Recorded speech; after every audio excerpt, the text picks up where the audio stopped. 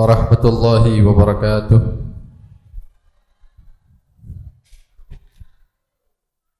Bismillah, alhamdulillah, wassalatu wassalamu ala rasulillah Sayyidina wa maulana Muhammad bin Abdullah wa ala alihi wa sahbihi wa man walah, wa la hawla wa la quwata illa billah, amma ba'd. Qala al-mu'allif rahimahullah wa nafa'ana bihi wa bi'ulumihi fid dharain, amin.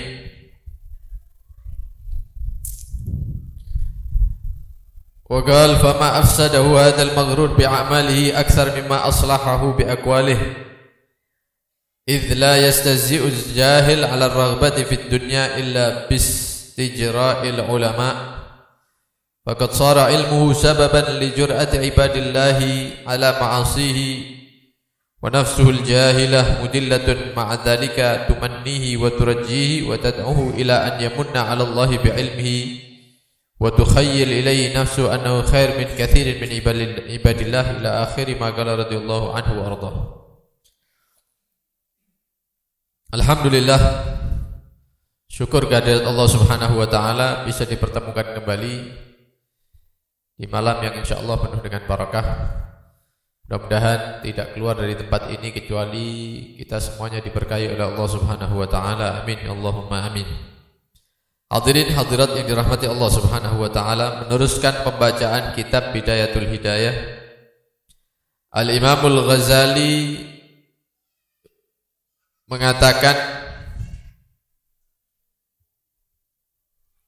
orang-orang awam di satu zaman itu dia berani melanggar agama, melakukan kemaksiatan. Penyebabnya satu, yaitu karena ulama-ulamanya di dalam berdakwah mengajak manusia ini dengan cara yang salah. Hanya bisa mengajak dengan ucapan, tapi secara praktek mereka tidak bisa memberi contoh. Ulamanya tidak bisa ngasih contoh. Inilah penyebab masyarakat umum, orang-orang awam akhirnya berani melanggar, berani maksiat kepada Allah Subhanahu wa ta'ala karena sebab ulamanya seperti itu, modelnya seperti itu. Jadi banyak orang berani melanggar agama sebabnya karena ulama-ulamanya. Jika ulamanya istiqomah, ulamanya bagus, maka itu akan menyebabkan orang-orang awam secara umum akan bagus menjalani agamanya. Nah, ini ulama-ulama yang modern seperti ini, ustadz-ustadz yang seperti ini hanya dapat ngajak dengan omongan, tidak bisa memberikan contoh dalam kehidupan sehari-harinya. Hawa nafsu mereka akan memberikan angan-angan, mimpi-mimpi, memberikan khayalan-khayalan bahwa ulama-ulama yang keliru jalur ini dibisiki sama dirinya sendiri bahwa dia itu adalah orang baik, bahkan dari sekian banyak orang dia yang terbaik. Dari sekian banyak hamba Allah dialah orang-orang pilihan. Padahal pada hakikatnya dia adalah orang yang salah jalur. Fakun ayyuhat talib minal fariqil awal. Maka ketika beliau sudah menjelaskan orang menuntut ilmu, hadir majelis ilmu itu ada 3 macam. Yang pertama, niatnya baik, ilmunya dibuat perantara supaya semakin dekat kepada Allah. Yang kedua, dia mencari ilmu, hadir majelis ilmu supaya mendapatkan urusan duniawi, tapi dia sadar kalau salah. Ini keadaannya sangat berbahaya, ditakutkan sebelum tobat dia meninggal dunia. Yang ketiga seperti yang kita sebutkan itu, mencari ilmu, ngaji, mondok, nyantri. Setelah selesai dia gunakan ilmu itu untuk mencari harta, mencari jabatan, tidak ngerasa salah, malah dia merasa orang yang baik, orang yang memiliki kedudukan yang tinggi di sisi Allah Subhanahu. Ini sangat bahaya ini. Wis salah, tidak sadar, bahkan dia menyangka sudah berbuat baik. Maka kata beliau, kalau Anda ditakdirkan menjadi santri atau ditakdirkan hadir majelis-majelis ilmu, maka jadilah kelompok yang pertama. Hadir majelis ilmu tujuannya untuk menambah bekal bertemu dengan Allah Subhanahu wa ta'ala, supaya menjadi orang yang beruntung di dunia sampai di akhirat. Wahdar an takuna minal fariqi tsani. Jangan sampai masuk ke golongan kelompok orang yang kedua. Niatnya salah tapi dia tahu kalau salah. Kenapa? Fakam min musawwifin. Berapa banyak orang yang menunda-nunda untuk tobat, untuk menjadi orang baik. Ajalahul ajal qabla taubah.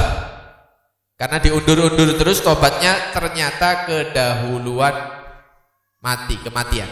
Didahului oleh kematian. Maka kalau sudah seperti itu, fa khasira, dia akan rugi. Dia akan merugi. Rugi bukan di dunia saja, sampai di akhirat. Rugi sampai di akhirat. Nauzubillah min dzalik wal iyadu billah min dzalik. Wa iyyaka tsumma iyyaka, berhati-hatilah. Diulang lagi sama beliau, berhati-hatilah, awas, hati-hati. Antakuna minal fariqi tsalits, masuk ke dalam kelompok yang ketiga. Keliru tapi ngerasa baik. Ini kemungkinan tobatnya kecil. Hati-hati, jangan tergolong yang ketiga. Fatahlik halakan la yurja ma'ahu falahuk. Maka kalau masuk ke kelompok ketiga, kita akan hancur dalam jurang kehancuran yang tidak ada harapan untuk selamat. Tidak ada harapan untuk selamat. Wala yuntadhar salahuka, dan tidak ada harapan untuk menjadi baik, karena dia sudah merasa baik. Sudah merasa baik. Fa in qulta, maka jika engkau bertanya, fama bidayatul hidayah li ujarriba biha nafsi.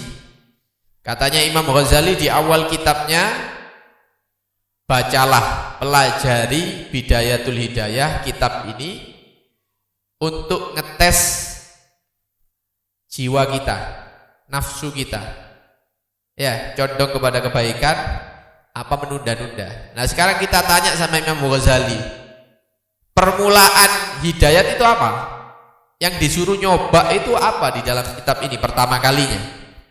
Maka beliau mengatakan, fa'lam anna bidayatiha zahiratut taqwa wa nihayatiha batinatut taqwa. Wala akibata illa bit taqwa wala hidayata illa lil muttaqin. Maka ketahuilah, langkah pertama untuk mengetahui jiwa kita condong kebaikan apa enggak, maka perintahkan jiwa ini untuk bertakwa kepada Allah Subhanahu wa ta'ala. Ini takwa zahir. Ya, berarti kewajiban dilakukan. Salat 5 waktu. Ya. Kemudian puasa Ramadan. Kalau punya harta mengeluarkan zakat. Ya. Kemudian haji kalau memang sudah waktunya. Ini bentuk takwa yang nampak, yang zahir. Adapun puncaknya nanti adalah takwa batin. Takwa batin. Takwa batin memiliki hati yang bersih, tidak ada kesombongan, rendah kepada semua orang, tidak meremehkan orang. Terus seperti ini takwa batin. Ini puncaknya. Bukan hanya zahir saja, pergerakan badan atau mengeluarkan harta saja, tapi hatinya juga bertakwa kepada Allah Subhanahu wa ta'ala. Fala akibata illa bittaqwa. maka ketahuilah tidak ada ya balasan yang baik nanti dari Allah Subhanahu wa taala kecuali kalau kita bertakwa kepada Allah Subhanahu. Kita jadi orang yang bertakwa nanti mendapatkan balasan baik dari Allah Subhanahu wa taala.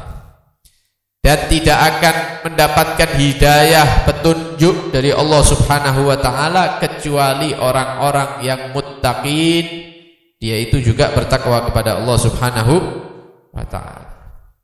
Wattaqwa, dan takwa itu artinya imtithali awamirillah wajtinabi nawahi, dibagi menjadi dua, mengerjakan semua perintah-perintah Allah pertama, yang kedua menjauhi semua larangan-larangan Allah. Dua hal ini kalau dijalankan sama seorang manusia, maka dia menjadi orang yang muttaqi, orang yang bertakwa. Orang bertakwa mendapat hidayah petunjuk dari Allah. Orang bertakwa nanti di akhirat dia akan mendapatkan balasan yang baik dari Allah Subhanahu wa ta'ala. Jadi dibagi menjadi dua nanti pembahasan menjalankan perkara yang diwajibkan oleh Allah dan menjauhi larangan-larangan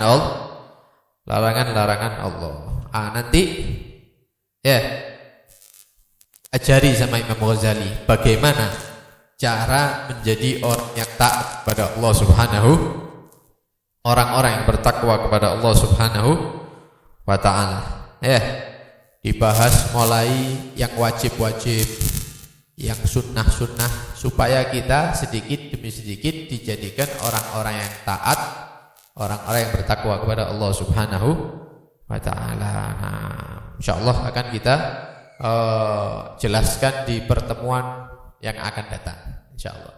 Mudah-mudahan sehat walafiat, mudah-mudahan panjang umur, mudah-mudahan kita mendapatkan ilmu yang bermanfaat, ilmu yang mengantarkan kita kepada keridhaan Allah Subhanahu wa ta'ala di dunia sampai di akhirat. Amin. Allahumma amin.